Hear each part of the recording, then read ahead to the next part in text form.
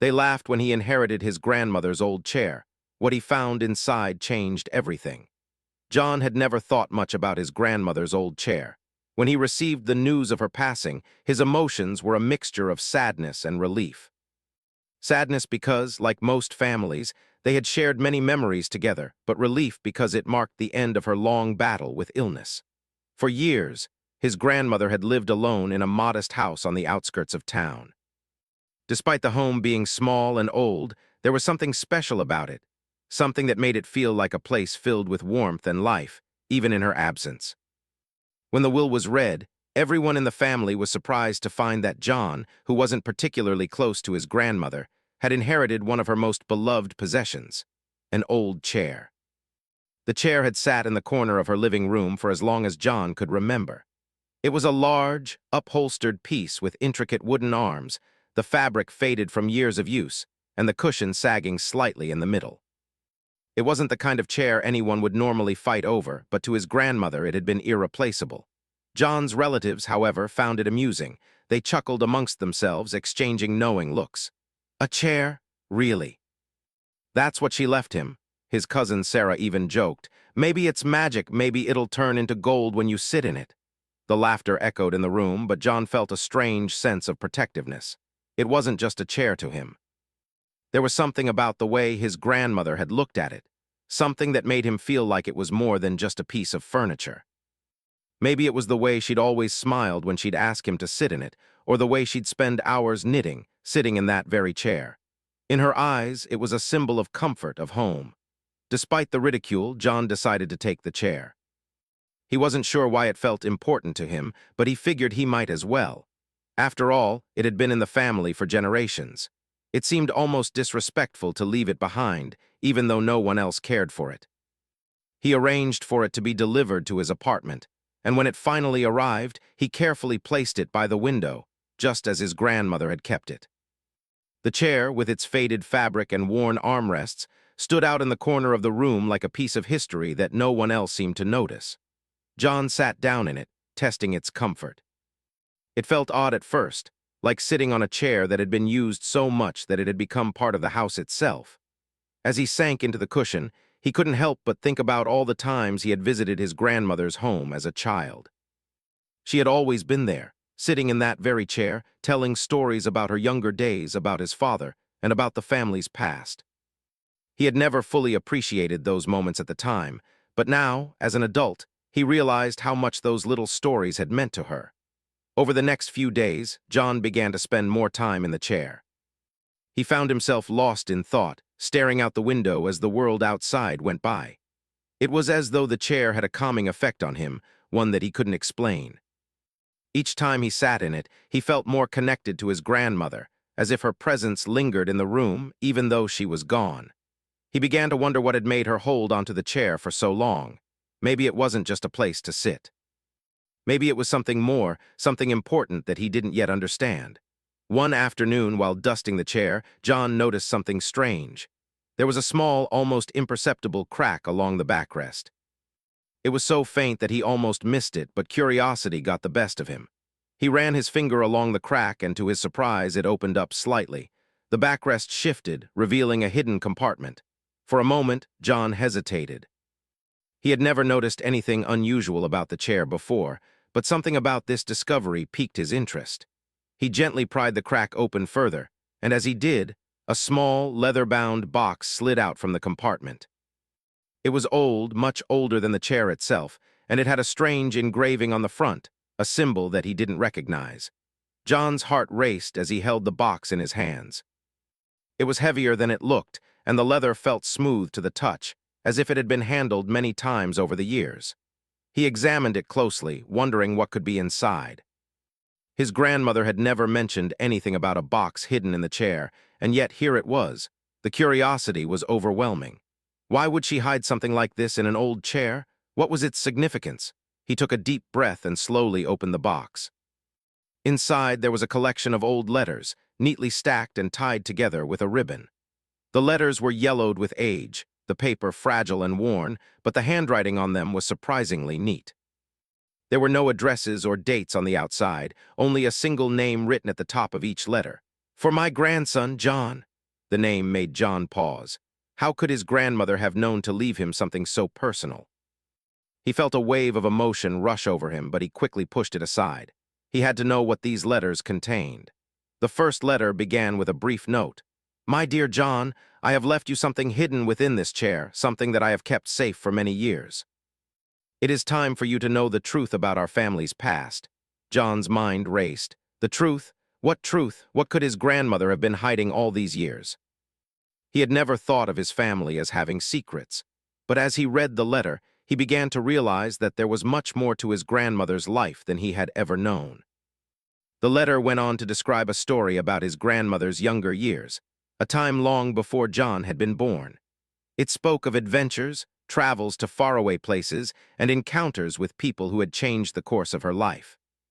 The more he read, the more it became clear that his grandmother had led a life filled with mystery, a life that John had never even imagined.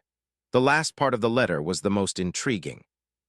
It mentioned a map, a treasure, and a secret that had been passed down through generations. John's grandmother had kept this secret for years, and now it seemed it was his turn to uncover it. John felt a sudden sense of excitement.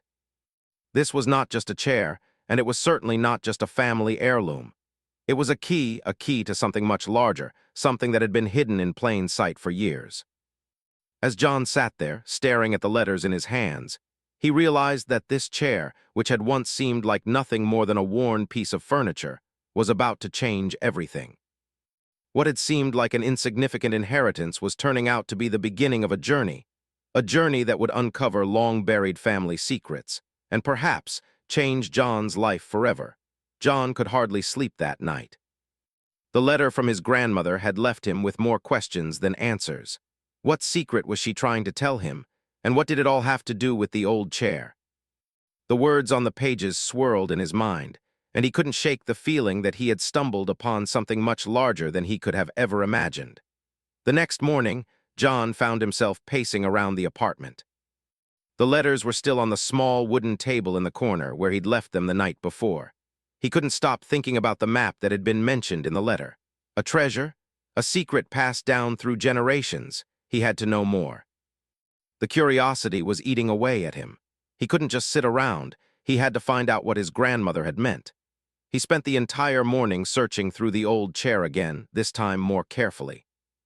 Every corner, every edge was examined with precision, as if there was something else hidden in the fabric, some small clue he had missed before. He checked the bottom of the chair, hoping to find another compartment or perhaps a piece of the map, but there was nothing. The only thing that seemed to hold any clue were the letters, so he returned to them. The more John read, the more he realized how little he knew about his grandmother's past.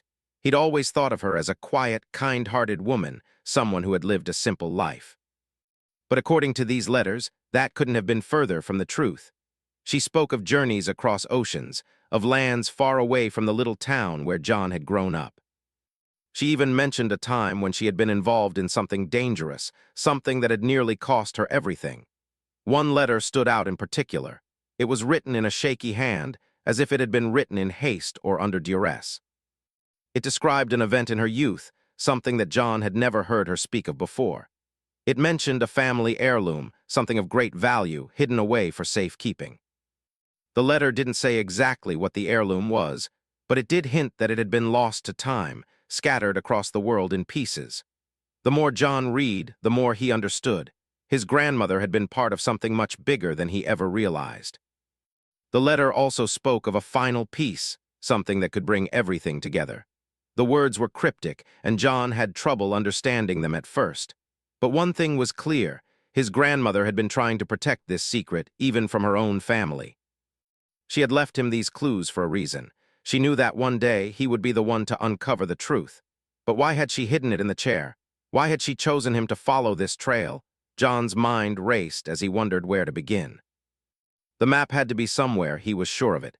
If the treasure was real and if this final piece was something that could change everything, then he had to find it. But where to start? The map mentioned several locations, a few names of cities and landmarks, but they seemed so far apart, spread across the country, even across the world. It was almost as if the treasure was meant to be a journey, not just a destination. The letter mentioned a key, something that would unlock the next part of the puzzle. John wasn't sure what kind of key it was referring to, but he decided to start by looking for anything that might help him. Maybe the map was hidden in a book or an old photo album, or perhaps another letter would give him the direction he needed. He spent the next few days searching through the apartment, combing through every drawer, box, and shelf, hoping for another clue. He found some old photographs of his grandmother from when she was younger and even a few old postcards from faraway places. But nothing seemed to lead him to the map. It was as though his grandmother had covered her tracks too well. One day, while searching through the attic, John stumbled upon something unexpected. It was an old trunk, tucked away in the far corner, covered in dust and cobwebs. He had never seen it before. It must have been there for years, hidden from view. His curiosity got the best of him, and he decided to open it.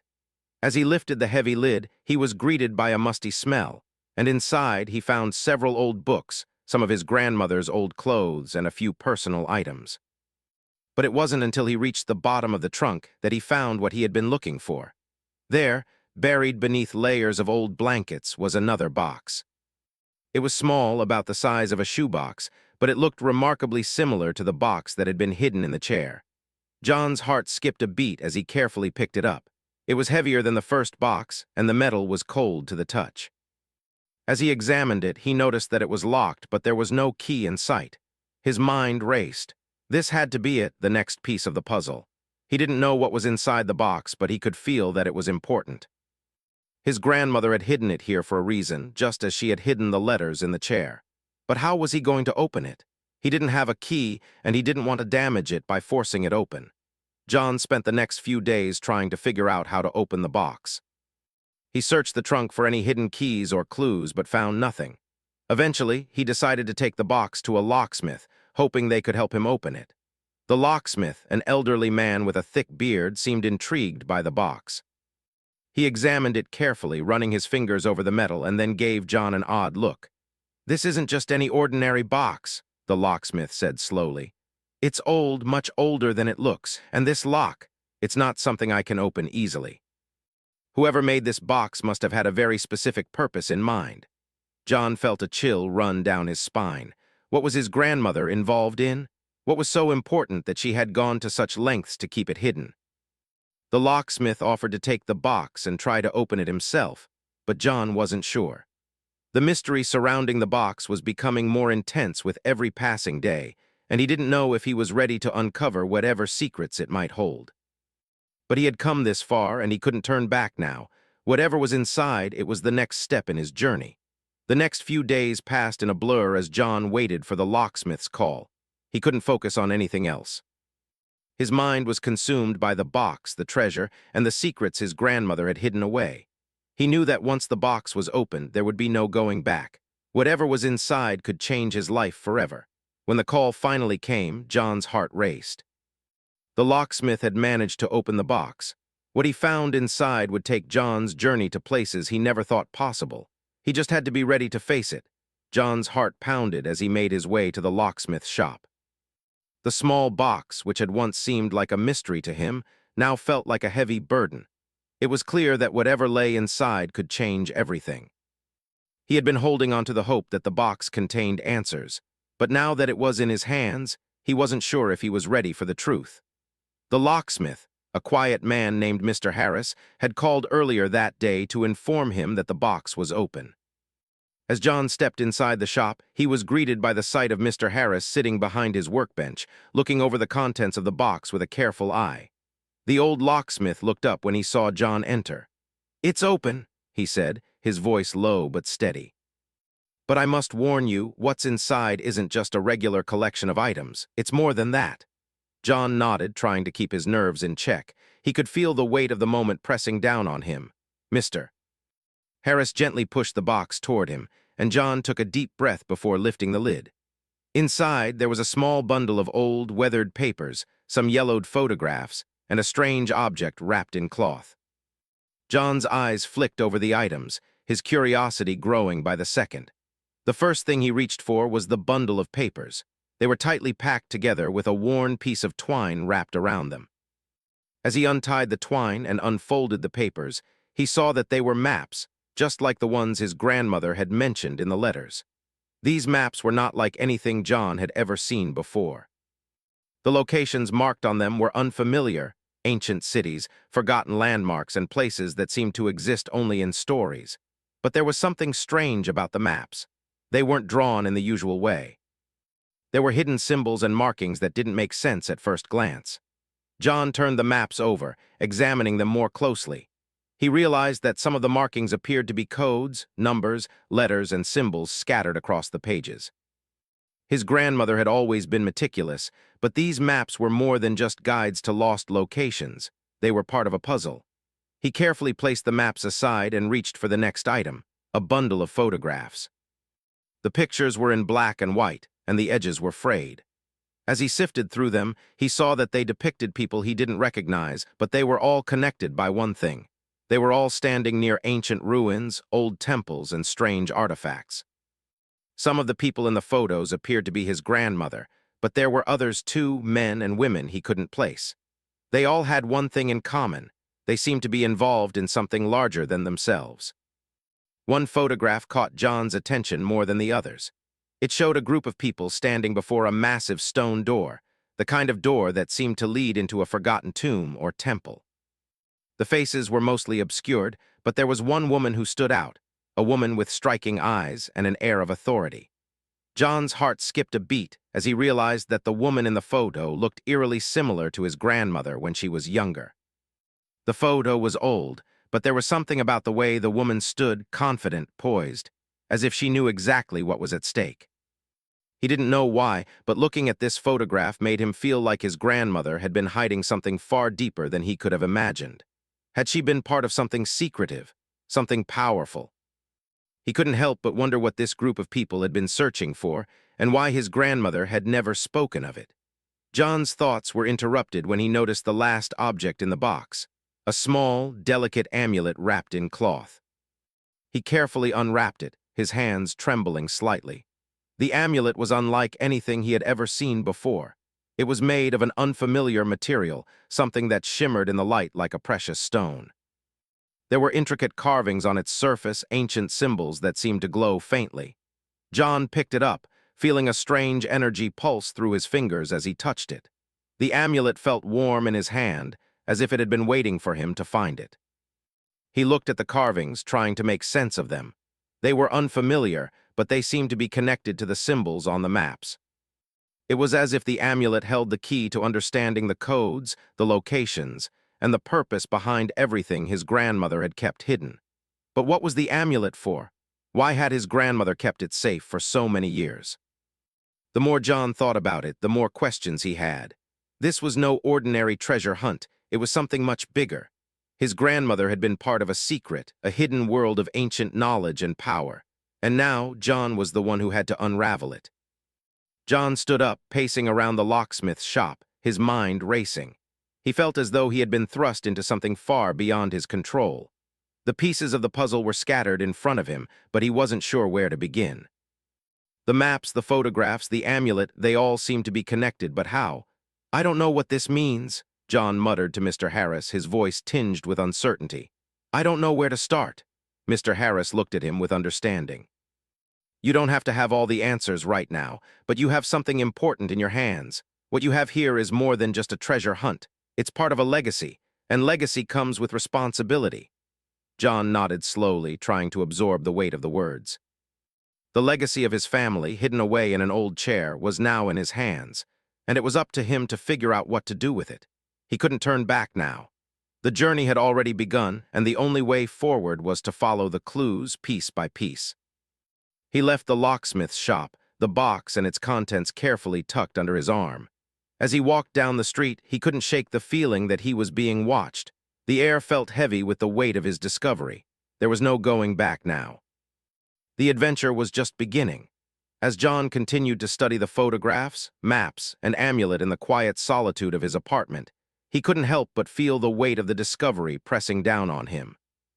Each piece of the puzzle seemed to be leading him deeper into a mystery that he hadn't anticipated.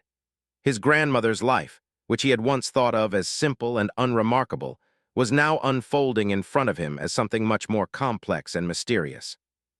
He had only begun to understand the enormity of what she had left behind. The more he stared at the maps, the more he realized that the locations marked on them weren't random. They were all places of historical significance, ancient ruins, lost cities, and long-forgotten landmarks that seemed to hold secrets from a time before written history. Some of these places were well known, but many of them were hidden from public knowledge, known only to a few select individuals. The symbols and markings on the maps were still cryptic, but John was starting to see a pattern. His grandmother had been part of something larger, something that had been going on for generations. But what was the purpose of all this? Why had she been involved? John couldn't shake the thought that his family had been keeping secrets from him. He had always believed that his family was ordinary, just like everyone else. But now, it seemed that there were hidden layers to his ancestry that he had never imagined. His grandmother, a seemingly quiet and kind woman, had been part of a secret society or a network that had sought to uncover something of great importance. But what had they been looking for? And why had his grandmother left him these clues? In the days that followed, John began to feel an intense sense of urgency. The more he dug into his grandmother's past, the more questions arose. He had to find answers, but where could he start? The amulet seemed to be the key. He felt certain that it was more than just a decorative object.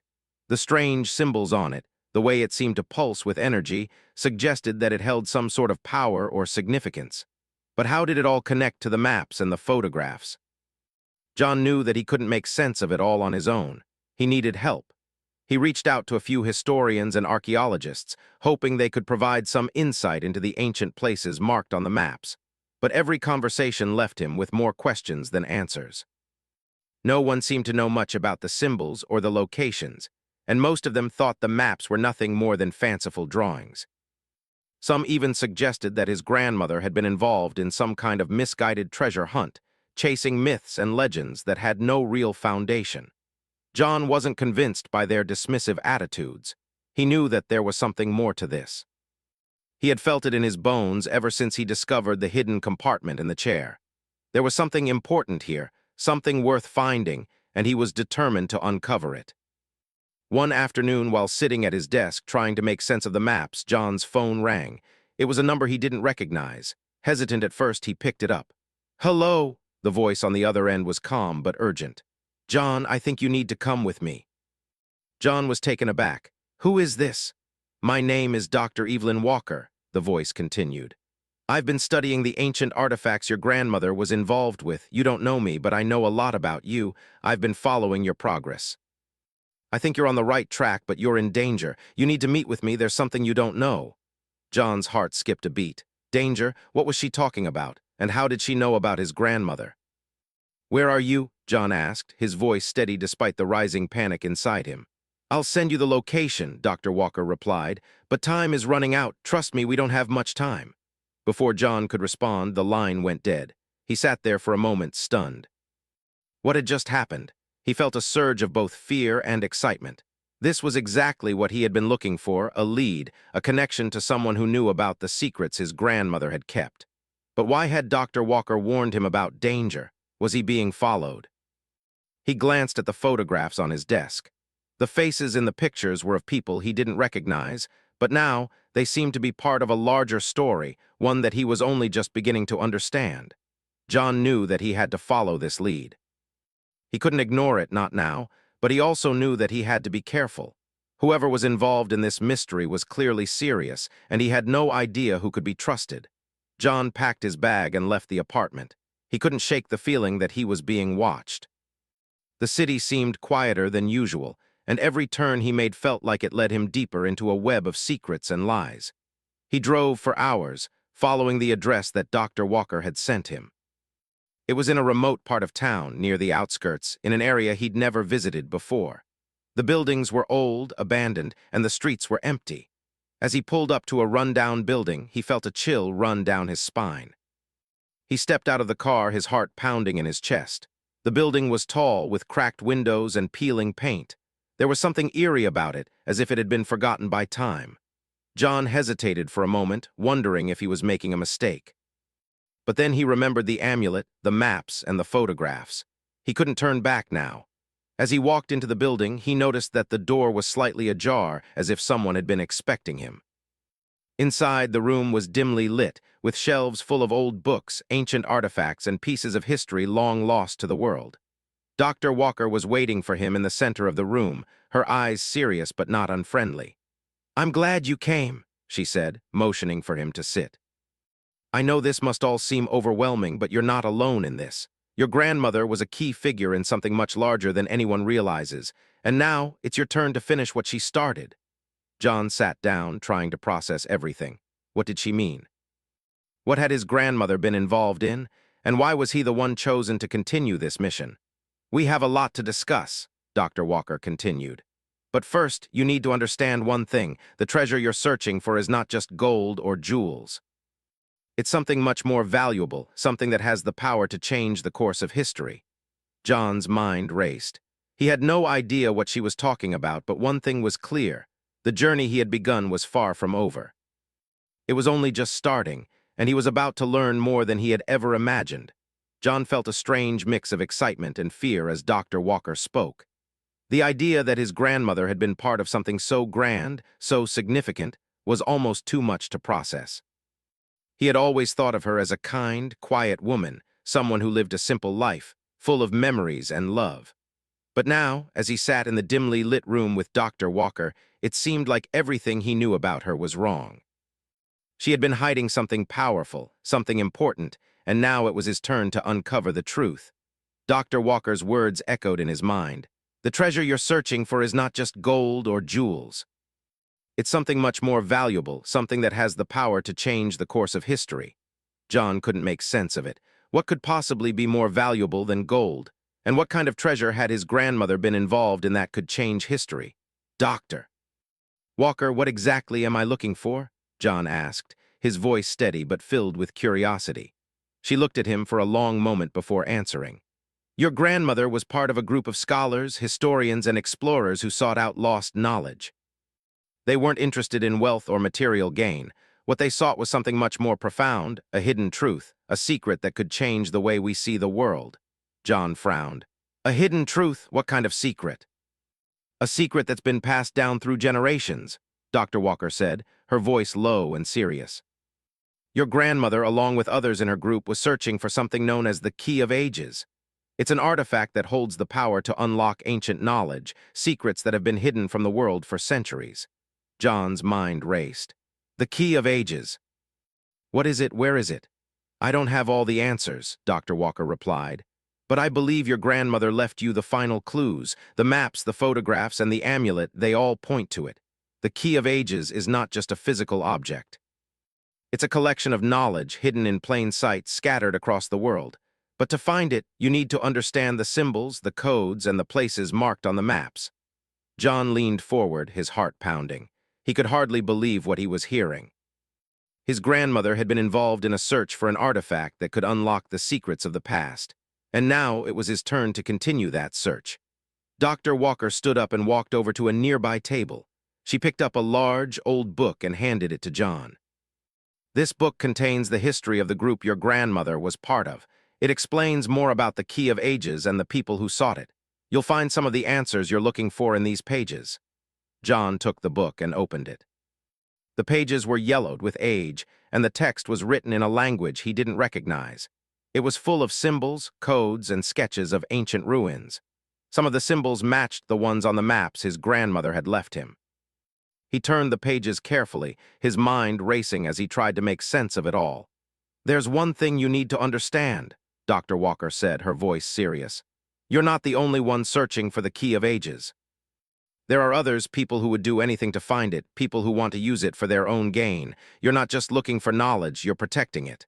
John looked up at her, his stomach sinking. "Who are these people?" "I don't know," Dr. Walker said.